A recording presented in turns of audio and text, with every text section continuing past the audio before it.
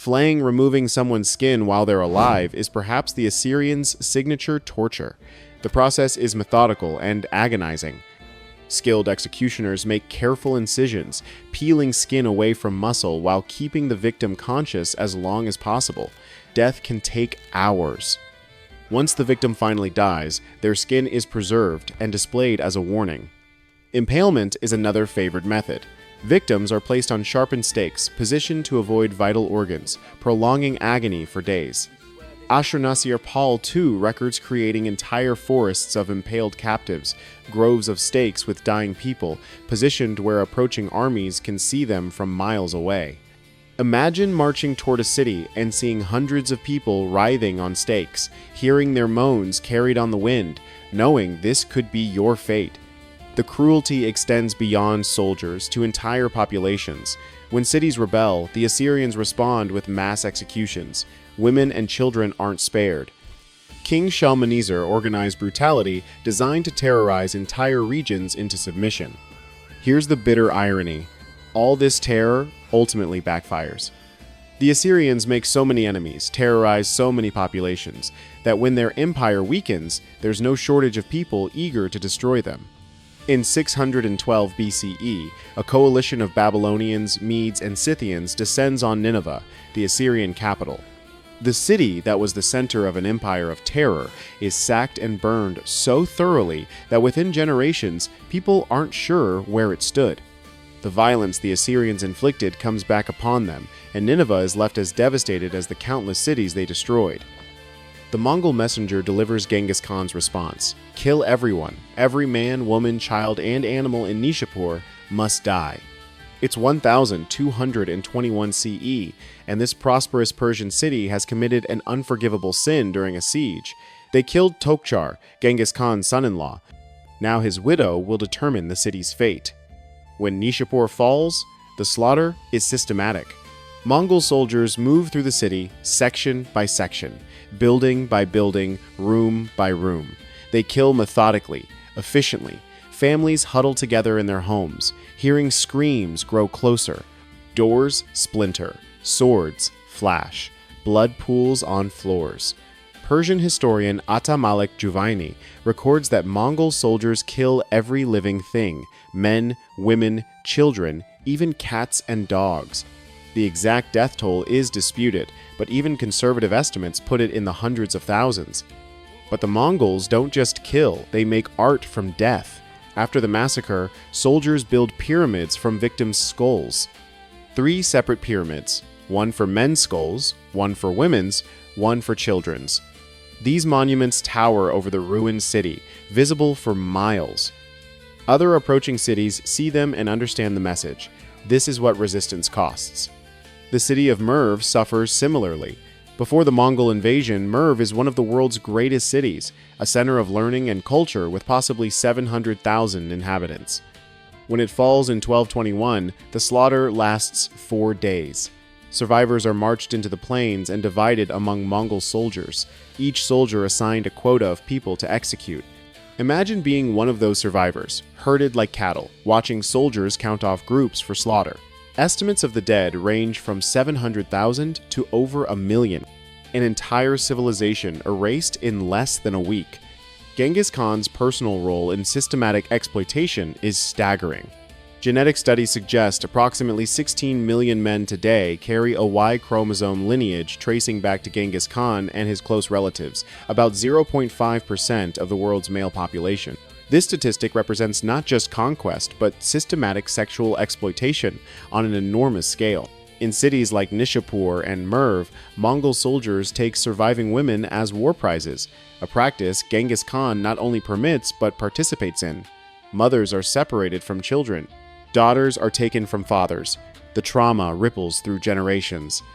Yet, despite this brutality, the Mongols create an empire stretching from Korea to Hungary, establishing the Pax Mongolica, a period of relative peace, facilitating trade and cultural exchange. It's history's darkest irony. An empire built on unprecedented brutality creates conditions for unprecedented prosperity, at least for those who survive and submit. While the Mongols terrorized Asia and Eastern Europe, Centuries earlier, another group of raiders had perfected hit-and-run brutality on a different scale, the Vikings, whose lightning strikes from the sea would terrorize coastal Europe for generations. The morning mist lifts from the North Sea to reveal longships approaching Lindisfarne Island. Monks going about their morning prayers don't yet realize these elegant vessels carry death. It's June 8, 793 CE, and these monks are about to become history's first Viking raid victims. The Norsemen land and move fast. They're not here to negotiate or trade. Swords flash. Blood sprays across altar stones. Monks fall clutching holy relics, trying futilely to protect them. The Vikings grab gold and silver liturgical vessels, jewel-encrusted book covers, anything valuable and portable. What they can't carry, they destroy. Illuminated manuscripts, works of art that took monks years to create, are torn apart for their decorated covers. Pages scatter in the wind. The Anglo-Saxon Chronicle records the attack with horror. Never before has such terror appeared in Britain. The heathens poured out the blood of saints around the altar, and trampled on the bodies of saints in the temple of God, like dung in the streets. The raid shocks medieval Europe because it violates fundamental norms. Monasteries are supposed to be sanctuaries, protected by both earthly law and divine power. The idea that anyone would attack monks is almost incomprehensible. But Vikings operate by different rules. To them, these undefended monasteries full of portable wealth are simply opportunities, and Lindisfarne is just the beginning.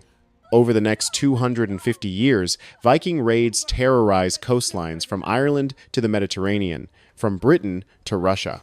In 795 CE, Vikings raid Iona Monastery in Scotland. In 799 CE, they hit St. Philibert in France. These aren't random attacks. Vikings specifically target monasteries because they know exactly what they'll find. The raids follow a pattern.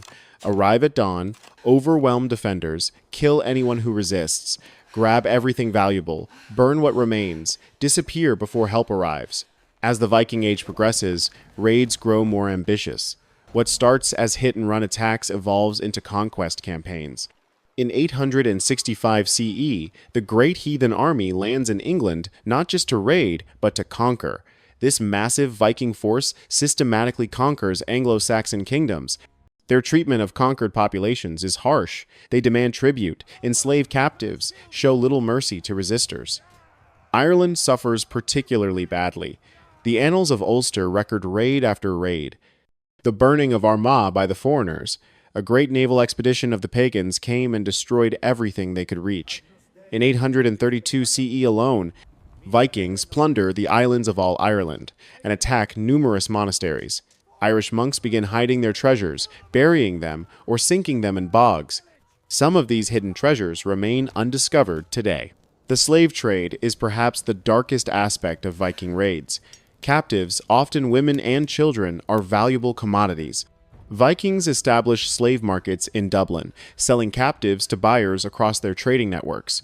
The Old Norse word threll for slave becomes embedded in Scandinavian languages, testament to how central slavery is to Viking society. Imagine being a young girl watching Vikings drag your mother onto a ship, knowing you'll never see her again, heading to a life of servitude in some distant land. Viking raids aren't limited to nearby targets. In 844 CE, they sail up Spanish rivers and attack Seville, then under Muslim control. In 859 CE, a Viking fleet raids the Mediterranean coast of France, crosses into Italy, attacks North African cities, then returns home laden with plunder. Nowhere is truly safe from Norse raiders. Yet Vikings are also traders, explorers, city founders. The same people who raid Lindisfarne establish Dublin and York, explore Iceland and Greenland, even reach North America. They create art, write poetry, develop legal systems. This complexity is important. They're not simply barbarians, but a complex culture that includes both brutal raiders and sophisticated traders. The Viking Age eventually ends through gradual transformation. As Scandinavian kingdoms consolidate and convert to Christianity, as coastal defenses improve, raiding becomes less profitable and more dangerous.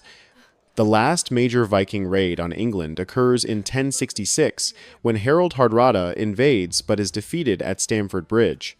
Days later, William the Conqueror himself, descended from Vikings who settled Normandy, successfully invades England, symbolically closing the Viking Age. The concept of war crimes, the idea that even in war, certain acts are unacceptable, is relatively modern. The Geneva Conventions weren't established until the 19th and 20th centuries.